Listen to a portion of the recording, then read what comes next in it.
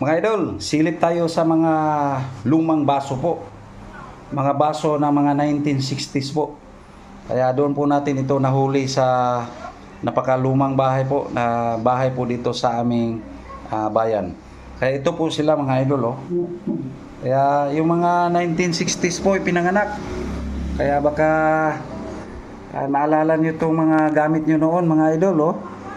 Tingnan nyo mga idol, ito buhay pa mga idol. Ito nakatago ito doon sa bali aparador ng mga nagmamayari na mga apo na lang nila. Ito tingnan niyo yung jar na ito mga idol. Ayan Commonwealth po yan yung jar na yan, Commonwealth Philippines. Ito po mga idol Ayan yung Commonwealth Philippines, so 1969 po.